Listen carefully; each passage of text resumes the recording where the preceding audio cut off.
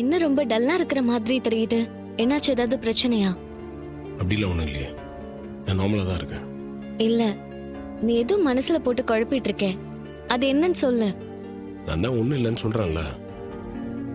வெளியே போயிட்டு வந்தது கொஞ்சம் டயர்டா இருக்கு, அவ்வளவுதான். உண்மையா வேற எந்த பிரச்சனையும் இல்லல்ல? இல்ல ரேவதி, அப்படி எதுனா இருந்தா நான் சொல்ல மாட்டேனா?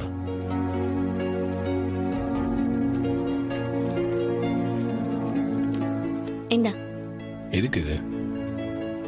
நாளைக்கு மாமா ஹோட்டல் திறக்க போறாருல்ல, அதுக்கு எல்லாருக்கும் ட்ரெஸ் எடுத்தாங்க, நமக்கு எடுத்து கொடுத்தாங்க. இது உன் ட்ரெஸ். இது எனக்கு எடுத்த ட்ரெஸ். மாமாவுக்கு நீ செஞ்ச உதவியை நினைச்சா எனக்கு ரொம்ப பெருமையா இருக்கு. மாமா முகத்துல எப்பவும் இல்லாத சந்தோஷத்தை பாக்குறேன். அக்காவும் ரொம்ப சந்தோஷமா இருக்கா. இதெல்லாம் உன்னால தானே நடந்திருக்கு. அப்படிலாம் ஒண்ணும் இல்ல, நான் செஞ்சது சின்ன உதவி தானே. பேங்க்ல அவருக்கு லோன் அரேஞ்ச் பண்ணி கொடுத்தேன், அவ்வளவுதான். இது உன் பெருந்தன்மைய காட்டுது. மாமாவே இதுக்கெல்லாம் நீதான் காரணம்னு சொல்லிட்டு இருக்காரு. சித்தியால அவர் அவமானப்பட்டு என்ன பண்றதுன்னு தெரியாம நின்னுட்டு இருந்தப்போ கரெக்டான நேரத்துல ஹெல்ப் பண்ணிருக்கேன். குழந்தை விஷயமா அம்மாவுக்கு தெரிஞ்சா என்ன ஆகுமோன்னு பயந்துட்டு இருந்தாங்க. அதுவும் சிவனாண்டியோட சதின்னு கண்டுபிடிச்சு பிரச்சனையை தீர்த்து வச்சிருக்கேன். இப்ப பொறக்க போற குழந்தை நினைச்சு ரொம்ப சந்தோஷமா இருக்காங்க. இது நம்ம குடும்ப ரேவதி. என்னால முடிஞ்சதை கண்டிப்பா நான் செய்வேன். அது என் கடமையும் கூட. இல்லனா சொந்தம் சொல்லிக்கிறதுல அர்த்தமே இல்ல. இப்படி எல்லாருக்கும் நல்லது நினைக்கிற உன்ன ஏன் அம்மா புரிஞ்சுக்க மாட்டேங்கிறாங்கன்னு தான் தெரியல. தாத்தா பாட்டி மேல இருக்கிற கோவத்தை உன் மேல காட்ட வேண்டிய அவசியம் என்ன? நீ என்ன தப்பு செஞ்ச? ரொம்ப வருஷத்துக்கு முன்னாடி நடந்த ஒரு விஷயத்த இன்னும் பேசிட்டு எல்லாரையும் கஷ்டப்படுத்திட்டு இருக்காங்க. அவங்க மாறிட்டா போதும், எல்லாரும் சந்தோஷமா இருக்கலாம். அவங்களே எல்லாத்தையும் புரிஞ்சுக்கிற நாள் வரும். அது வரைக்கும் நம்ம கொஞ்சம் பொறுமையா தான் இருக்கணும்.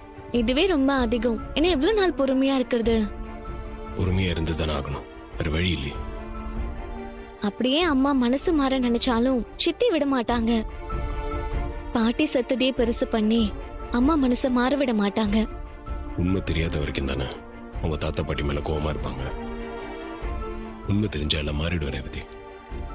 இந்த உண்மையை வெளியே கொண்டு வந்து நிரூபிக்கத்தான் முயற்சி பண்ணிட்டு இருக்கேன். சீக்கிரமே அது நடக்கும். அத்தையும் மனசு மாறுவாங்க. கோயில் கும்பாபிஷேகத்தை மாமா கையில நடத்தினதும் ரெண்டு குடும்பமும் ஒண்ணு சேர்ந்து சந்தோஷமா இருப்போம். நீ சொல்றத கேட்க எவ்வளவு சந்தோஷமா இருக்கு தெரியுமா? எல்லாரும் ஒண்ணு சேர்ந்து கூட்டு குடும்பமா வாழ்றது ரொம்ப சந்தோஷம் தான். சீக்கிரமா அதெல்லாம் நடந்தா நல்லா இருக்கும்.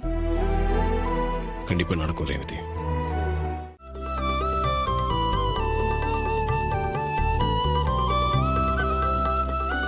ரோகிணி, ஹோட்டல் எப்படி இருக்கு? வெளி பார்வைக்கே ரொம்ப நல்லா இருக்குங்க. ஹோட்டலும் நல்லா மெயினான இடத்துல இருக்கு. உள்ள வந்து பார்த்தா இன்னும் அசந்துருவேன். அத்தை, நீங்க தான் ஹோட்டலை திறந்து வைக்கணும். நானா? வேண்டாம் மாப்ள, நீங்களும் ரோஹிணியும் ஹோட்டலை திறங்க, அதான் நல்லா இருக்கும். இல்லத்த, நீங்க தான் திறக்கணும். நீங்க எவ்வளவு பெரிய பிசினஸ் உமன். உங்க கையால திறந்து வச்சா வியாபாரம் அமோகமா இருக்கும்.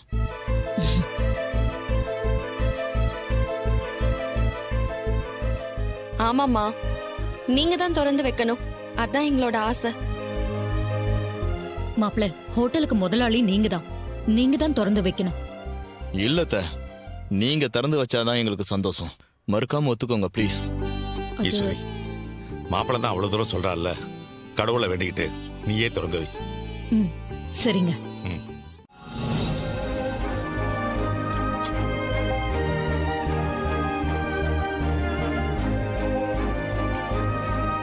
மாமா, கொஞ்சம் சட்னி. போதும் போதும்.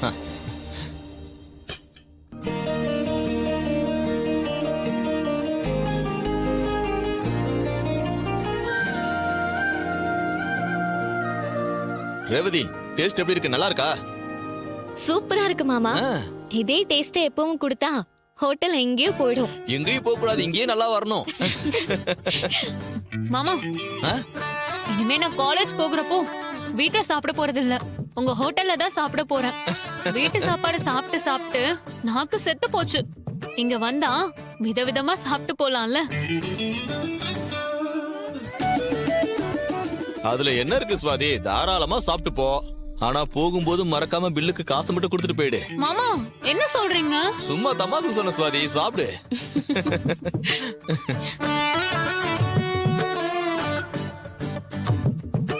மாப்பிள்ள, உண்மையாவே எனக்கு ரொம்ப பெருமையா இருக்கு. இந்த தொழில்ல நீங்க நல்லா வளரணும். உங்களுக்கு என்ன உதவி வேணும்னாலும் தயங்காம கேளுங்க, நான் செய்யறேன். அத்த, உதவின்னு கேட்க எனக்கு யார் இருக்கா? கண்டிப்பா கேக்குறேன். மாப்பிள, இங்கேயே நிக்கிறீங்க, போய் கல்லால உட்காருங்க. மாமா அதெல்லாம் இருக்கட்டும் மாமா, நீங்க சாப்பிடுங்க. அட, நாங்க சாப்பிட மாப்பிள, நீ கல்லால போய் உட்காருங்க. அந்த அழகை பார்த்து நாங்க ரசிக்க வேண்டாமா? என்ன மாமா இருக்கட்டும். அதுக்குதான் அவ்வளவு கஷ்டப்பட்டோம். போய் உட்கார்றீங்களா இல்ல நாங்க எல்லாரும் சேர்ந்து உங்களை உட்கார வைக்கவா? வேணாம் வேணாம் வேணாம், நானே போய் உட்கார்றேன், நீங்க சாப்பிடுங்க. போய் உட்காருங்க, போங்க.